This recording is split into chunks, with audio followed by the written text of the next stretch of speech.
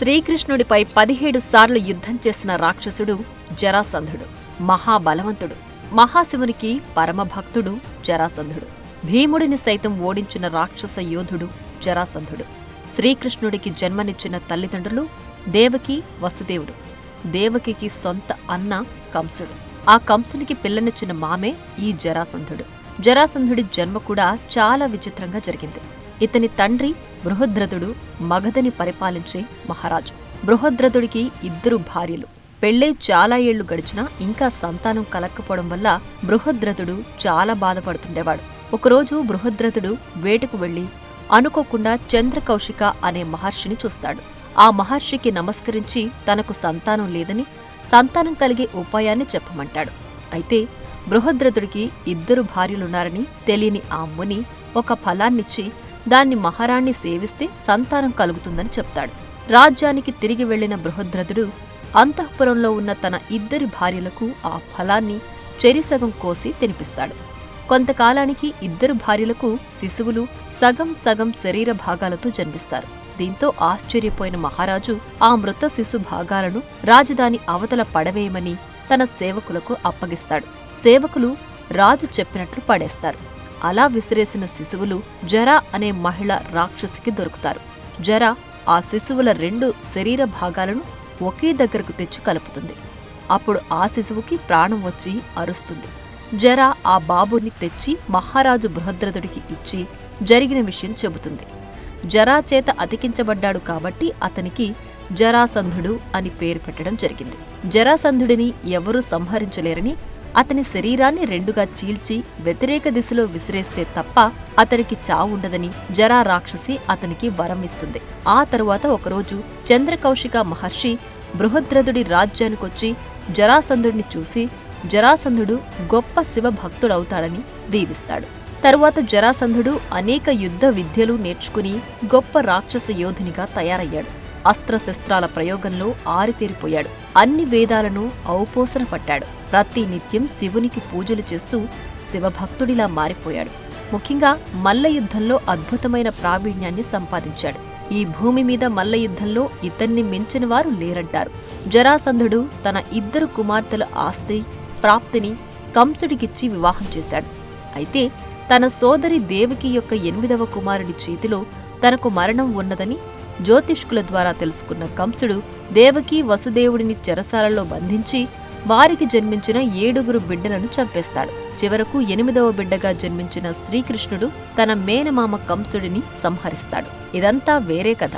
కంసుడి చరిత్ర, శ్రీకృష్ణుడి జన్మరహస్యం గురించి మనం ఇంకో వీడియోలో చెప్పుకుందాం. ఇక మన కథలోకొస్తే తన అల్లుడు కంసుడిని చంపి తన కూతుళ్లను విధవరాళ్లను చేసిన శ్రీకృష్ణుడిపై పగ పెంచుకుంటాడు జరాసంధుడు. ఎలాగైనా శ్రీకృష్ణుడిని చంపి తన అల్లుడు కంసుడి చావుకి ప్రతీకారం తీర్చుకోవాలనుకుంటాడు. కృష్ణుడి పట్ల విరోధంగా ఉన్న ఇతర రాజ్యాల మహారాజులతో కలిసి ఒక గొప్ప శక్తివంతమైన సైన్యాన్ని తయారు చేశాడు.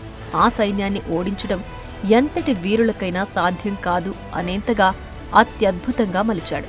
ఒకనాడు శ్రీకృష్ణుడు నివసించే ద్వారక మీదకు దండెత్తాడు. అప్పుడు శ్రీకృష్ణుడు పెళ్లి చేసుకుంటూ ఉన్నాడు. పెళ్లి కొడుకుని చంపడం మంచి పద్ధతి కాదని జరాసంధుడు తన సైన్యంతో వెనక్కి తిరిగి వచ్చేశాడు. తర్వాత మళ్లీ ఇంకోసారి ద్వారకపై దండయాత్ర చేస్తాడు. అప్పుడు శ్రీకృష్ణుడికి జరాసంధుడికి మధ్య యుద్ధం భయంకరంగా జరుగుతుంది. కొన్ని రోజుల పాటు జరిగిన ఆ యుద్ధంలో చివరకు శ్రీకృష్ణుడు జరాసంధుడి సైన్యం మొత్తాన్ని, అలాగే వివిధ రాజ్యాల రాజులను దారుణంగా సంహరిస్తాడు. జరాసంధుడు ఒక్కడినే వదిలేస్తాడు. తిరిగి వచ్చిన జరాసంధుడు మళ్లీ కొంత సైన్యాన్ని సమకూర్చుకుని కొంతమంది రాజులను తీసుకుని శ్రీకృష్ణుడిపై యుద్ధానికి వెళతాడు. అప్పుడు శ్రీకృష్ణుడు మళ్లీ ఇంకో పెళ్లి చేసుకుంటూ ఉండేవాడు. పెళ్లి కొడుకుని చంపడం మంచిది కాదని జరాసంధుడు మరలా తన సైన్యంతో వెనక్కి తిరిగి వచ్చేశాడు. కొంతకాలం తర్వాత మళ్లీ ఇంకోసారి ద్వారకపై దండెత్తేవాడు. అప్పుడు మళ్లీ శ్రీకృష్ణుడికి జరాసంధుడికి మధ్య యుద్ధం భయంకరంగా జరిగేది.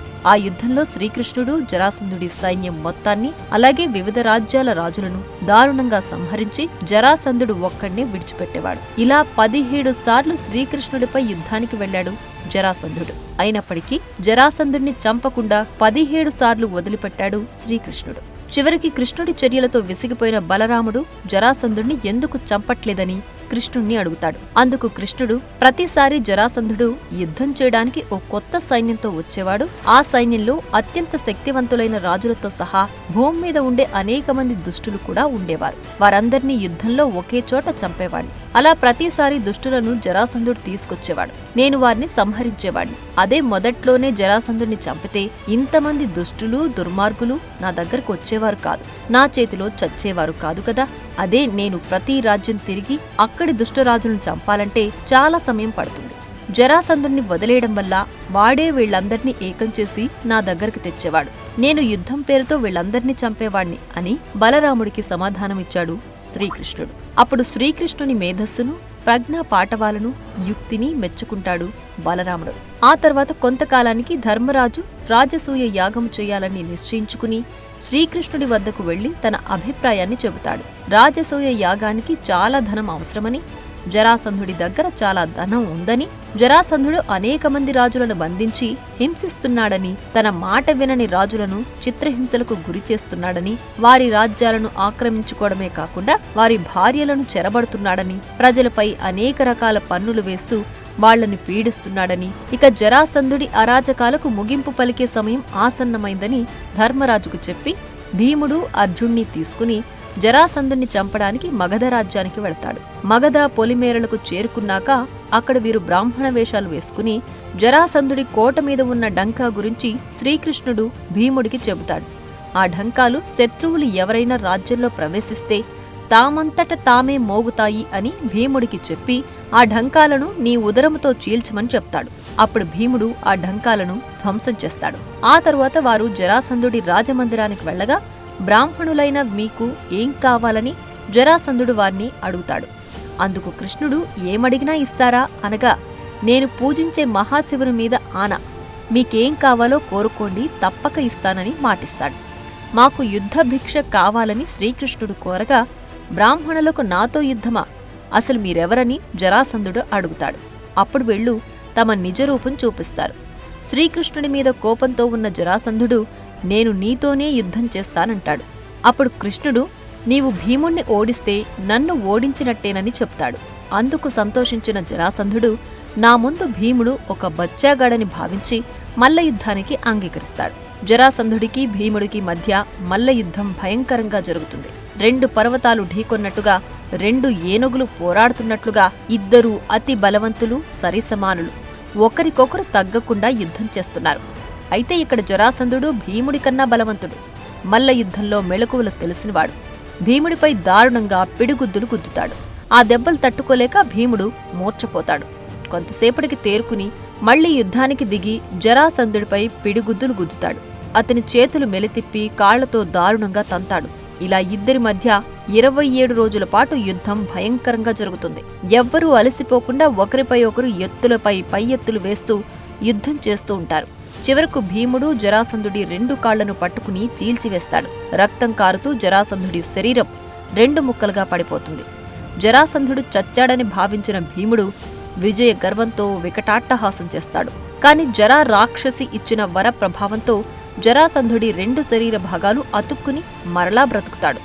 భీముడితో సహా ఆ యుద్ధాన్ని చూస్తున్న వారందరూ ఆశ్చర్యపోతారు. ఇది ఎలా సాధ్యమో అర్థం కాక భీముడు తిరిగి జరాసంధుడితో యుద్ధానికి దిగుతాడు. ఇద్దరూ భయంకరంగా యుద్ధం చేస్తారు. చివరకు భీముడు జరాసంధుడి 2 కాళ్లను పట్టుకుని 2 ముక్కలుగా చీల్చివేస్తాడు. తిరిగి మరలా ఆ 2 శరీర భాగాలు అతుక్కుని జరాసంధుడు బ్రతుకుతాడు. ఇలా ఎన్నిసార్లు భీముడు జరాసంధుడిని చీల్చిరా అతను బ్రతుకుతూనే ఉంటాడు.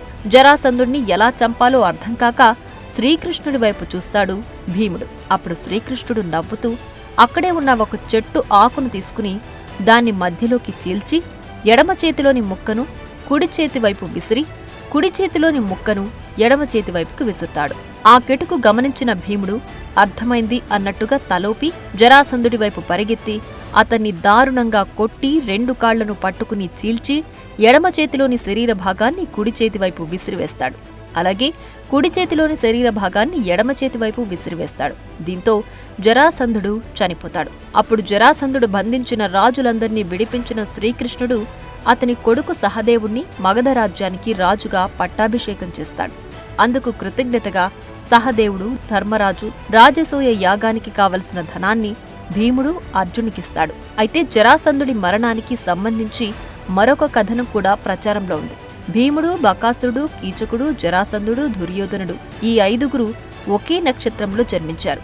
వీరి జాతకాల ప్రకారం వీరిలో ఎవరు ముందుగా మరొకరి చేతిలో హతమవుతారో మిగిలిన 3 కూడా వారి చేతిలోనే మరణిస్తారు. ఈ క్రమంగా ఏకచక్రపురంలో పాండవులు నివసిస్తున్న సమయంలో అంతగా తెలివిలేని బకాసురుడు ముందుగా భీముని చేతిలో చనిపోయేలా చేస్తాడు శ్రీకృష్ణుడు.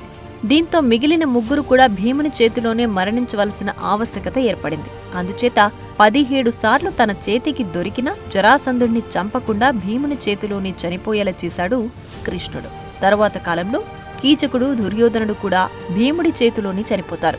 ఇదంతా ఆ జగన్నాటక సూత్రధారి శ్రీకృష్ణుడు ఆడే నాటకం. మనం కేవలం పావులు మాత్రమే. ఇది తెలుసుకుని మంచిగా జీవించాల్సిన బాధ్యత మనందరిపై ఉంది. For more videos like this, subscribe Big TV channel.